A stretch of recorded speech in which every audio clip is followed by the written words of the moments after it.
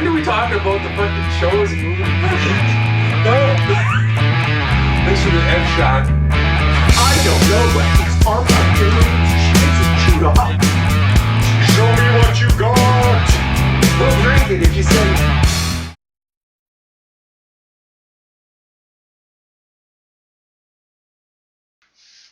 Hey everybody, welcome back to Wasted Opinions. Today we're going to be talking about the year in preview movies edition that we did for 2023. We had a whole list of movies that we wanted to see this year, and I think we saw them all. I'm not too sure if we all did. I know I did, and I liked a lot of them. I don't know what you guys thought. But before we get to talking about our movies, let's introduce ourselves. To my right... At least I didn't get my nose bitten off by a Saigon whore. I'm LewisLightning. Nice. And below me... I'm glad Lewis remembered which one I was because I didn't. So, MussKeg. And I'm CountryBoy. So before we get going, let's do a shot like we always do. Yeah. Cheers, boys. Cheers. To the new year. Oh, thing didn't split right. Yeah. So I have everybody's list of what we said we wanted to watch this year. I'll start with Lewis. We'll go your list first. We'll go through that first. So starting at number 5, you had Blue Beetle. Yeah. So I saw everything on my list this year. Blue Beetle. It was something new, right? Like it's fresh. It's a DC movie, superhero movie, and there's nothing really been for Blue Beetle before. I mean, if you watch some of like the cartoons like Young Justice, you would have seen Blue Beetle there. But the movie, first time live action, it was okay. I think you were with me, right, Country Boy? Yeah, I'll agree with you. It was okay. It was okay. It wasn't groundbreaking. like Shazam was also something new, but Shazam I thought was really good. Blue Beetle felt like it was trying to be Shazam, but I don't know, too comedic. It couldn't quite pull off what Shazam was able to do. And I had only a very little bit of knowledge about Blue Beetle myself, but I don't think that really hindered it in any way. I just thought it was trying to be comedic, like you said, a little too much. And then like Shazam, they tried to do with the family element, which might have been a little bit too much. Like they really tried to make everyone matter, and it's like you don't have to try so hard. Yeah, let's give Grandma the big gun. That's going to be hilarious, right? Yeah. I mean, that's cliche at this point now. I mean, no surprise here, but I did not see it. I also really had not planned to see it. I never even heard of the character before. Yeah. You know, if you have any interest in it, I would say like try catch it on like streaming or something that you're already paying for, or like if you have cable, check it out, but don't buy it.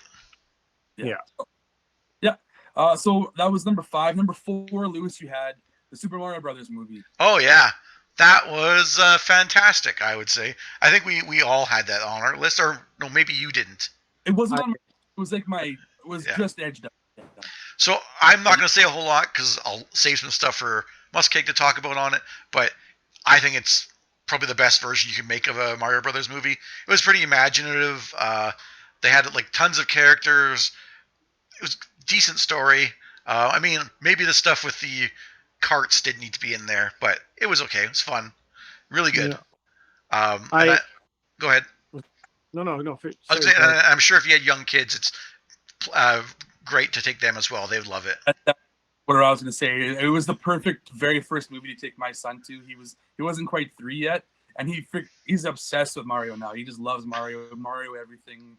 So yeah, it was a perfect movie to take him to. He watched the whole thing, sat in his seat, was just smiling and laughing. Great movie for that. We took my father-in-law and I took the girls to see this when Cass was away, and it was good. I mean, I wish Luigi had gotten a little bit more time. Yeah, I think that maybe sets up for like the sequel to be like more of like a Luigi's Mansion kind of story, maybe, or something. There's going to be a Luigi's Mansion movie at some point with how successful. Yeah. Hope so. So that. I think the only complaint I had a little bit about it was I don't know if I liked Chris Pratt as Super Mario's as much. I mean, it was okay. It didn't bother. Actually, honestly, didn't bother me. It was not like that. They didn't like. It wasn't terrible. Don't get me wrong. I'm not piling on it, but I think it was good. It wasn't like, honestly, it didn't sound too much like Chris Pratt, and it wasn't like too like woohoo, Mario the Yeah. whole time. It was what you kind of want. Actually, sorry, it wasn't Chris Pratt. The performance that didn't get me, I didn't like Donkey Kong. Oh, Donkey Kong. okay. I don't know, that laugh doesn't work for Donkey Kong. I live for that laugh in that. Oh really? Oh. I love that. Honestly, I loved all the cast. I'm not not for Donkey Kong, but just for his laugh. Bowser was probably the best cast. Bowser's the best, yeah, for sure. Yeah, Jack Black. Okay, so number 3, Lewis, you had Ant-Man and the Wasp: Quantumania. You know what? Not the greatest. It's fun. It's a fun film. I think it's the weakest of the Ant-Man trilogy, at least. But like, it just feels like they're doing stuff to make 100 or like 90 minutes or whatever you need for a movie. That's what it felt like, and I was like, So it felt like anyone could be in that position. Didn't have to be Ant-Man. Yeah. I mean, the actors were all fine, but to be timely, it's unfortunate what's happening with Jonathan Majors now, because I thought he was the standout in that movie. I thought he was. He was fantastic in that role. Very good. So yeah, it's unfortunate what's happening with him nowadays, and he's not going to be part of the MCU anymore. Too bad, but yeah, that for me was a standout, was Jonathan Majors. I might have been the one who thought like he was fine. I have nothing against his performance, but like you guys, everyone else I hear saying it was like a stand-up performance. Like, no, it was a performance. It wasn't bad or it wasn't great. It was just there for me. So, but yeah, if anything, yeah, I don't know. I didn't like his whole universe kind of thing. Like, I liked some of it, but I think maybe my bigger issue with the film was more what Marvel has done. No stakes. Yeah, I'll say just quickly that Corey Stoll, that was bad bringing him back as MODOK. Like, make MODOK something fresh. Oh yeah, thank you for bringing that up. Yeah, that was terrible. And like, I love that. Yeah. Oh man, I know everybody hates it, but I love that. I was laughing my ass off at his character. And then how pathetic it was. Oh man. The ants just showing up at the end was like, oh, wasn't it just so fortunate and coincidental that they happened to have all that shit happen to them and show up at the final battle when they needed them? It's like, I've watched it twice, because the first time I was high, and I was like, I forgot basically everything that happened. So I watched it again, and yeah, it was not good. Yeah. Sorry. I shouldn't say not good, but I don't remember.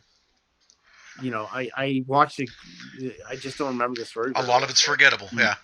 Yeah, it was. Yeah. Okay, we move on to your number 2, Lewis. Guardians of the Galaxy Volume 3. Very good. I think I know a lot of people say it's the best Guardians movie. I haven't watched it yet, but I'm so close. It's the next one I need to watch. Okay, I won't say too much to ruin anything. Yeah. But I think it's very good. I do think it's between 2 and 3. I don't know which one's better between the two of them. 1 is still my favorite, but it kind of went on an emotional ride again, definitely. And it has a bit of finality to it. Maybe at the end, like some of the characters that got added on and stuff, like, okay, the cast feels a little bloated. We don't need all of them, but it was great, like great graphics and everything, and like it pulls at your heartstrings. I can't really say much more without ruining it. So I'll say it definitely tugs the heart. I think more. I know that it's going to be tugging the heartstrings. That's for sure. I think it does it more than the other ones, and I think, honestly, it's kind of scary too. There's a lot of scary moments. I don't think kids should be seeing this movie. I don't want to say why or anything, but like I wouldn't take your daughters. Well, we'll be able to talk more in depth on when we actually do the review episode of it too. So okay. Yeah, I really enjoyed it. I think I liked it more than 2, maybe almost as much as 1, but I think 1 still is the top of the. Yeah, but I think it was great.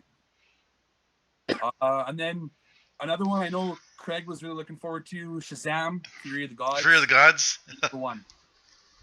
You know what? It was good, but it wasn't like as good as the first one. I don't know. It just seemed kind of weird. Like the enemies all felt like they were last minute ideas that they came together and yeah. But it's been a while since I saw this one. Fuck, I can't remember. This is probably like. What I think is weird is that they created enemies for this movie. Like they didn't even use pre-existing comic book characters, which I thought was unnecessary. It's kind of weird that they did that. Yeah. It was strange. It was nice to see. Like I feel like in the end of the first movie. like the whole family thing, all his foster family, you didn't really know them. They just kind of get powers at the end, and that's the end of the movie. This one, you get to actually learn about the characters and everything, and they develop a bit more, and you actually kind of like them a bit. So that was good. But like the villains. I also thought that the family, like as much as I liked the characters and everything, I thought it was a bit of a detriment to the movie. Like it's supposed to be Shazam movie, and then it's like, well, you've also got all these other 5 other Shazams that are also here too. So it kind of takes some of the sting away from like the threat, I guess. I don't know. He does at the end like become the one that has to save everything. Yes. And, go ahead. Was it as funny as the first Shazam? Like I never saw either, but everybody said the comedy was really good. The first one I loved. The first one. It was trying to be as good as the first one. It was trying to be. So yeah. But like the death at the end of it, it was just like how they come back from that. Totally undercut it. Should not have been there in any way, shape, or form. But they're redoing the DCEU thing now anyway, so whatever. I guess it doesn't matter.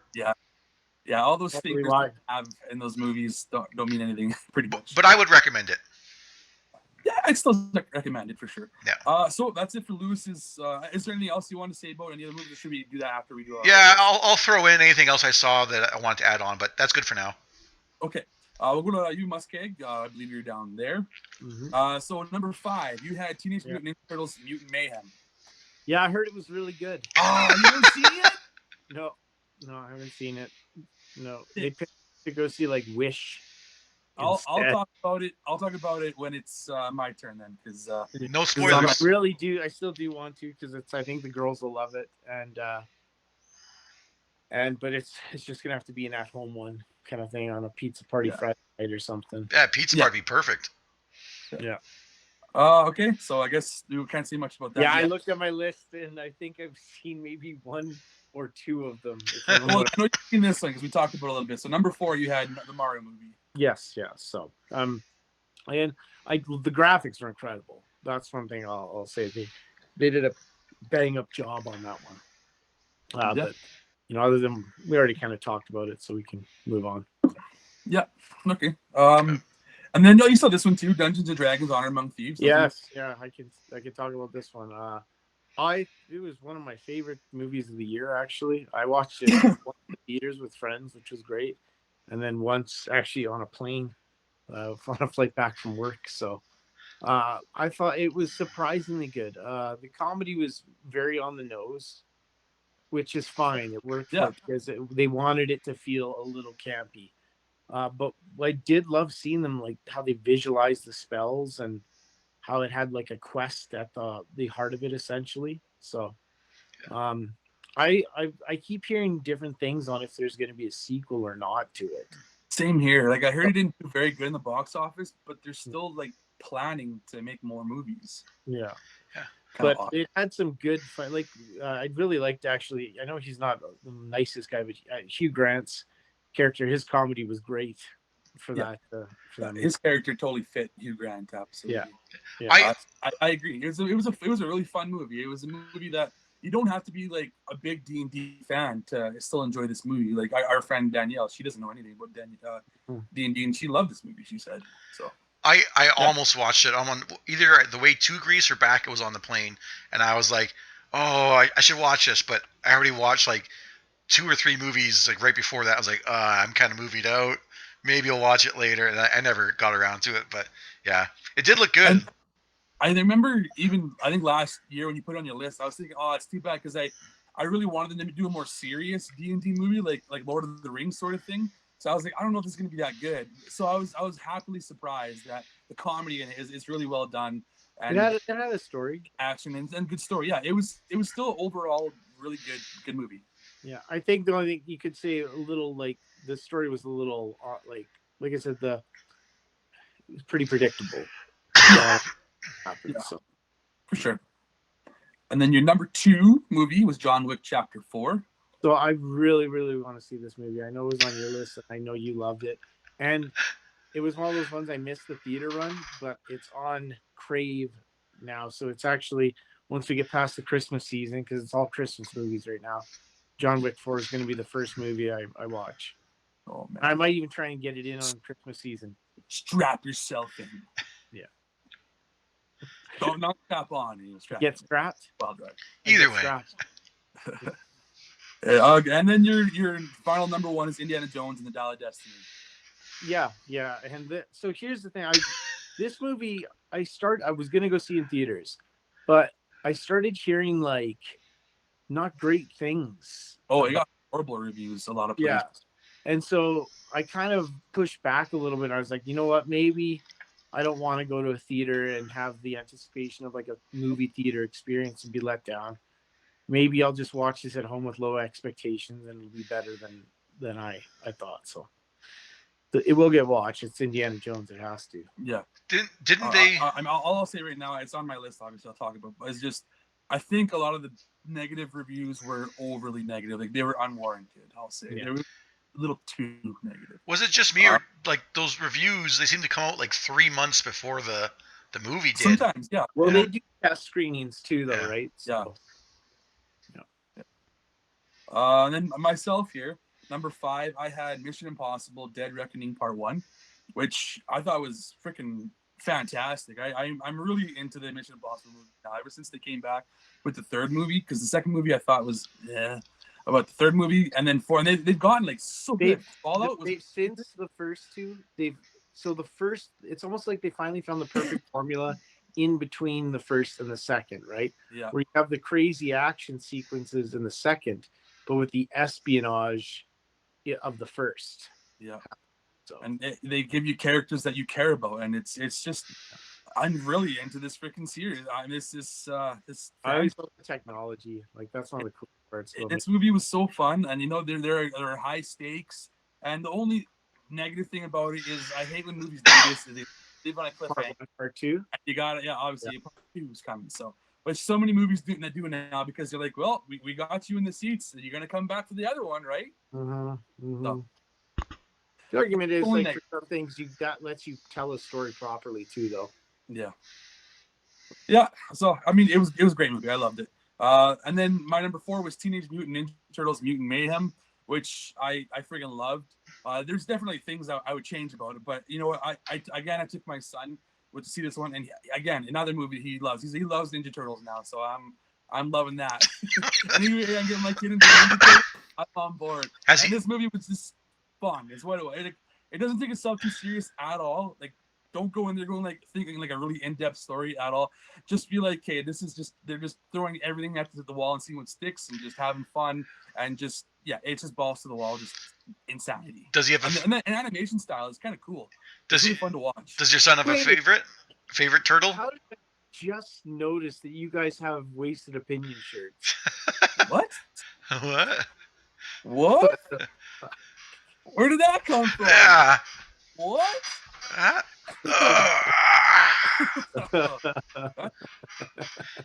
Weird. But yeah, does your son have a favorite turtle yet? I don't think he has a favorite, but he always mentions the purple one first, is what he says. The purple one. I don't know if it's his favorite, but he always talks about him first. I got him for his birthday a big Leonardo. Toy. Yeah, there's the giant ones. If you watch my channel, you might have seen me unbox it. I did every episode. I think he likes purple so much because his mom is a big purple fan. I think that's probably what he was by. Yeah. But Ninja Turtles, fantastic. And then a similar one, I'll say number 3 is Spider-Man Across the Spider-Verse, which is if you've seen the first movie and you like that one, then you should like this one. I will say I like the first one more, but this one is pretty cool. It's got a lot of different visual styles to it, which is really cool how they clash everything together. It all works really well, and it's a fun story too. It's a little more darker, I guess you could say. But it's similar to Dead Reckoning, where it ends on a cliffhanger. You're like, come on, this is bullshit. But no, that's the second one I'm gonna watch. Yeah, after John Wick 4. It's a gooder. It's a good movie. It's like I said, the first one I think is a little more solid of a movie. A little more cohesive. Works better together by itself. And then this one is almost as good. Then my number 2 was John Wick Chapter 4, which, I mean, that's my movie of the year. I gotta admit, like, that movie blew me away.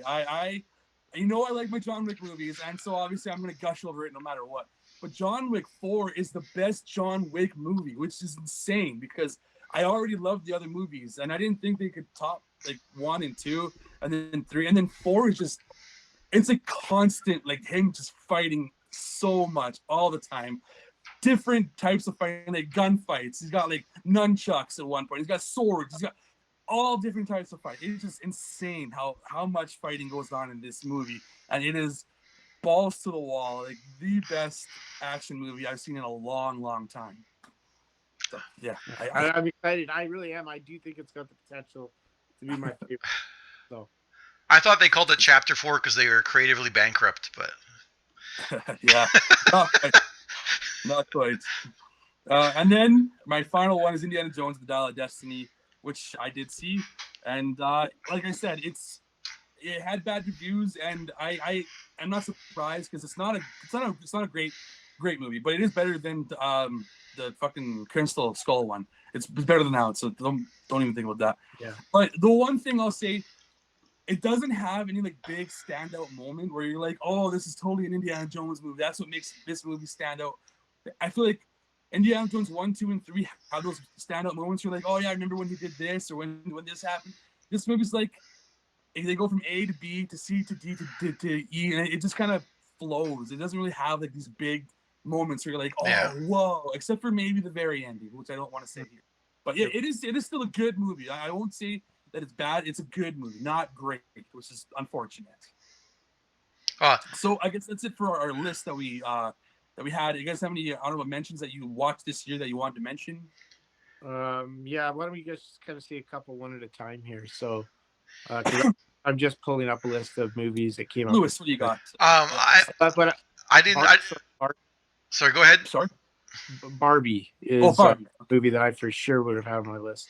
I've watched it a lot, having 2 daughters and a wife that loved it. But yeah, it was fantastic. I thought it was really well done and good blend of comedy. I obviously the emotional side of it steers a bit more towards the female perspective, but I never had an issue with that. Other than that, I found like I don't know, Lewis. You don't think you've seen it, or have you seen it? No, I haven't seen it yet. Okay.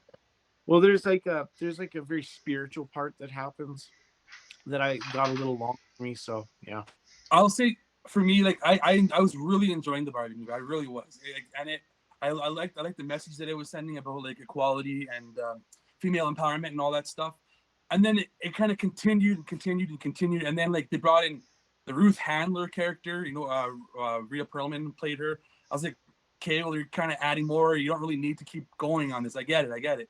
I was liking it a lot more before all that happened. But otherwise, it was a really good movie until that. It was too much of that. So yeah, Barbie. I thought Barbie was good. Yeah, for sure. I wish I would have saw Oppenheimer. Damn, I haven't seen Oppenheimer yet. I had probably good seen Oppenheimer too, but one thing that I saw, and there's probably been more, but I didn't really give it any thought before we started this recording. But I saw just the other day Godzilla -1, and that's a movie that probably would have made my year in preview list if I even knew about it at the start of or at the end of 2022. It's a great movie. I mean, it's subtitled, so if you have a problem with a subtitled movie, that maybe it won't be as good. But it's made by like Toho, the original Japanese guys that made Godzilla and stuff. But it is fantastic. Like I had a little bit of an issue with the animation and some of the graphics. Like it's weird. Some things they do really well. Like there's some tanks that were like, that looks like PS2 graphics. And then like the smoke effects was like, wow, that's fantastic particle effects. So it was kind of weird in that sense. But the big standout thing was like, this was a movie for Godzilla that you actually cared about the human characters. Like you could have taken Godzilla out and maybe, filled it in with a little bit something else. But just that main story of those guys, you were like, that's a good movie. That's a good movie. Yeah. I saw it with you, and I agree with everything you just said. It was a good movie for sure.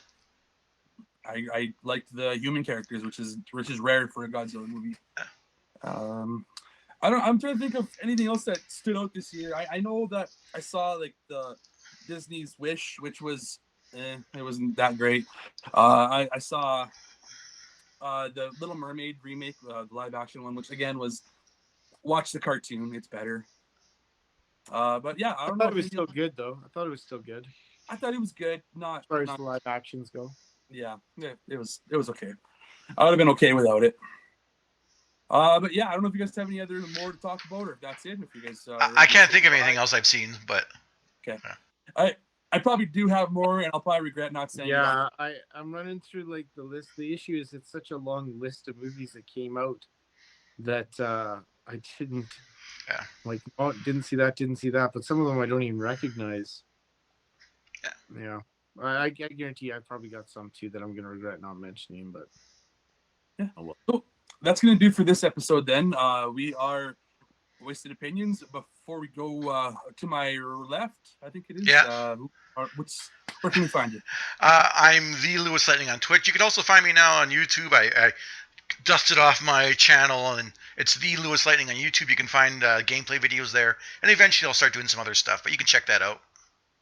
And where can we find you there, Mr. MussKeg? MussKeg on Twitch, Twitter, PSN. I haven't been streaming as much lately, but I should have been streaming Baldur's Gate 3, but I was having issues with it crashing on me, and I thought maybe the streaming was part of the issue, so I stopped doing that, and I haven't had any issues. I don't think it was the biggest issue, but I just don't want to jinx it. So, yeah. And I'm CountryBoy _9 on Twitch, Twitter, PSN. And you can find me on YouTube making videos where I open up stuff like this ghost face. Yes, it looks pretty cool. It's from NECA. See, I learned he was a Scream fan. Best friends for quite a few years, and I had no clue that he liked Scream. Found out he was a screamer, huh? A lot of horror movies. I just don't talk about them with you guys because you guys don't like horror movies. I like some horror movies. The Conjuring, It Follows. There's lots of like. Yeah, there's a couple. Anyway, we're gonna do it for our 2023 year in review movie edition, I guess. Yeah. Stay tuned for our video game edition, and then maybe our year in preview coming up sometime soon. So see ya. See ya. See you guys.